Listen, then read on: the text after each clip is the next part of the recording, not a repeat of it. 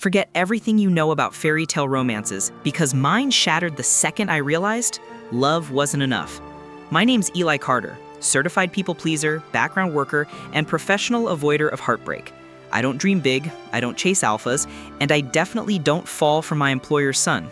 Except, apparently, I did. Thanks to genetics, a dead mother, and eyes that won't stop drawing attention I never asked for. I was 7 when Mom got sick. Cancer.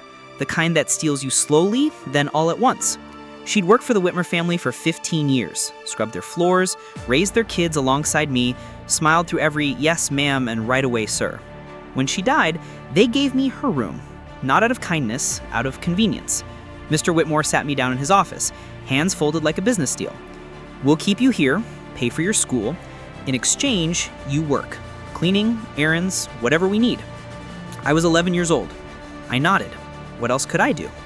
So I became the maid's son who lived in the mansion, invisible to guests, useful to the family, and desperately trying to not be seen.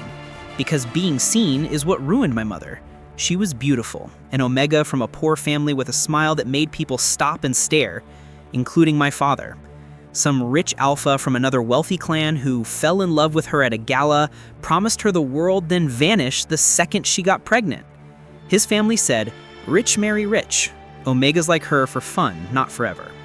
So she raised me alone, in a servant's quarter, teaching me one rule. Don't let them see you, Eli. Don't let them want you. It only ends in heartbreak.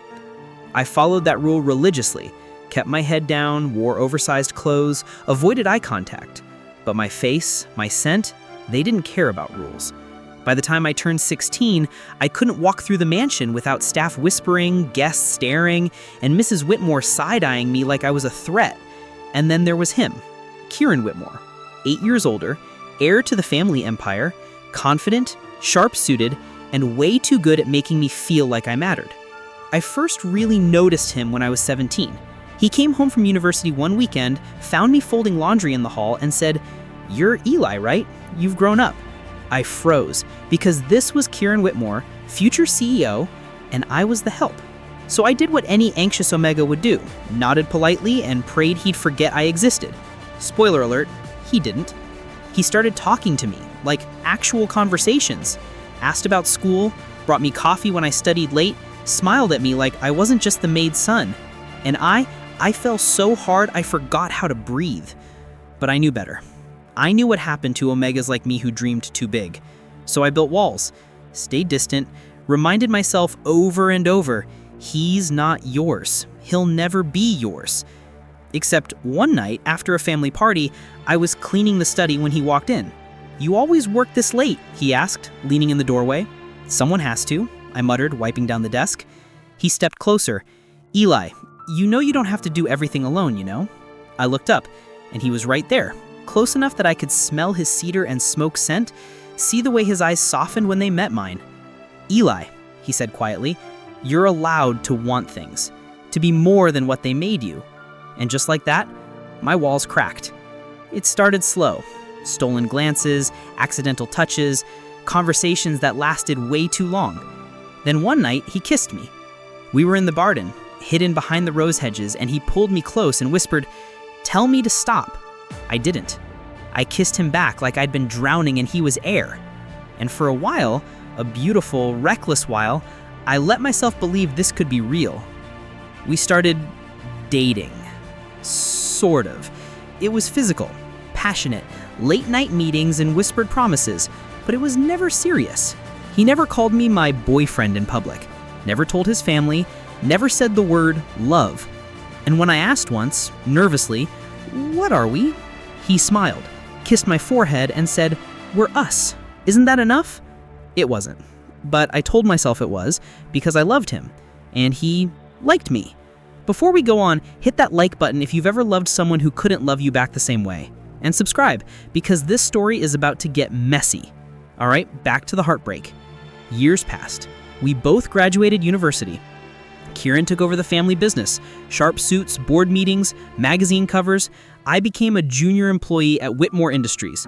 We still saw each other, still tangled up in sheets and pretended the outside world didn't exist. But it did. And one day, it came crashing in. Kieran called me to his office. I thought maybe he'd finally say it, that he wanted more, wanted us.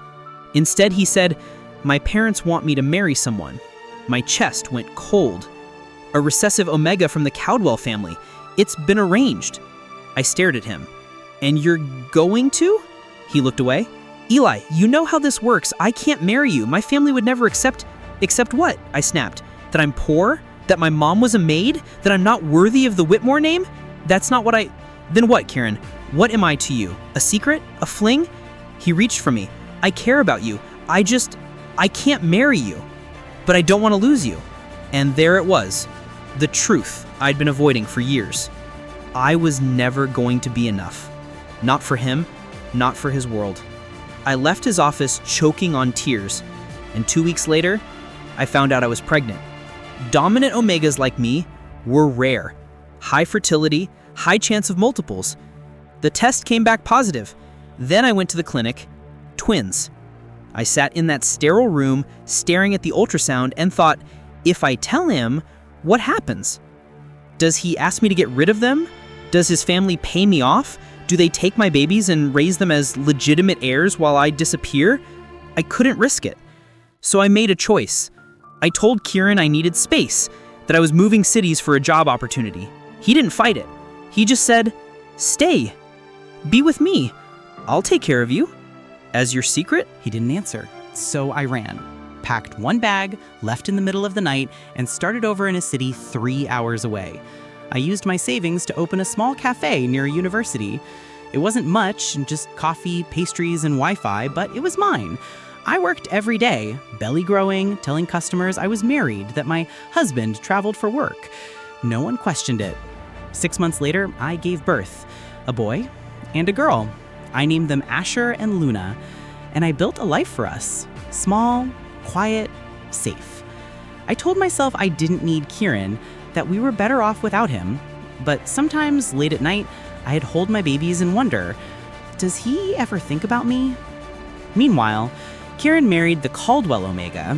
Big weddings, society pages, perfect photos. But the marriage was a disaster. The Omega couldn't conceive. Years of trying, nothing. Then the Caldwell family went bankrupt, and the Omega spiraled. Substance abuse, public meltdowns, cruelty toward Kieran and his family. It all fell apart. Kieran filed for divorce, and for the first time in years, he let himself admit the truth. He'd made a mistake. He should have fought for me, should have told his parents no, should have chosen love over legacy. So he decided to find me, told his family he was done living by their rules. I'm going to marry who I want, and I want Eli. His parents, older now, softer, agreed. But there was one problem. I was gone. When I heard the Whitmores were looking for me, I panicked. What if they wanted to take my kids? What if they said I wasn't fit to raise Whitmore heirs? So I did something desperate. I asked my friend Marco, a sweet beta who'd been crushing on me for years, to pretend to be my husband. Just until they give up, I begged. He agreed, and for a while it worked. Marco played the role perfectly, picked up the kids from school, kissed my cheek in public, wore a ring. I almost believed it myself, except my heart still belonged to someone else. It took Kieran 6 months, but he found me. Walked into my cafe one rainy afternoon, soaking wet, eyes scanning the room, and landed on me. I froze. He stared. "Eli?" Before I could answer, Asher ran up. "Mama, can I have a cookie?" Kieran's eyes dropped to my son, then to Luna, coloring at a table, then back to me. You have kids?" I swallowed hard. "Yes." They're mine." Marco walked in then, carrying groceries, and I grabbed his hand. "This is Marco, my husband." Kieran's face went white. What followed was chaos. Kieran didn't believe me, kept showing up, watching, asking questions. Marco got jealous because his fake feelings were becoming real, and me, I was drowning in guilt, fear, and a love I thought I'd buried. Until one night, Kieran cornered me outside the cafe. "They're mine, aren't they, Eli? Asher and Luna, they're mine." I didn't answer. He stepped closer. "Why didn't you tell me?" Because you chose someone else, I shouted. You chose your family, your legacy, your world over me. I was wrong, he yelled back. I was a coward, and I'm sorry, Eli. I'm so sorry. Tears streamed down my face. Sorry doesn't change the past. Then let me change the future. It wasn't easy. Kieran had to prove himself, not with money or power, but with time. He showed up every day, helped with the cafe, played with the twins. Slowly, Asher and Luna started calling him Kier. And slowly, my walls came down. One night, after the kids were asleep, he held my hand and said, I don't care what anyone thinks anymore. I love you. I love our family, and I'm not leaving again.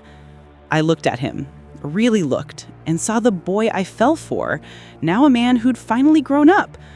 Okay, I whispered, but if you hurt us, I won't, I swear.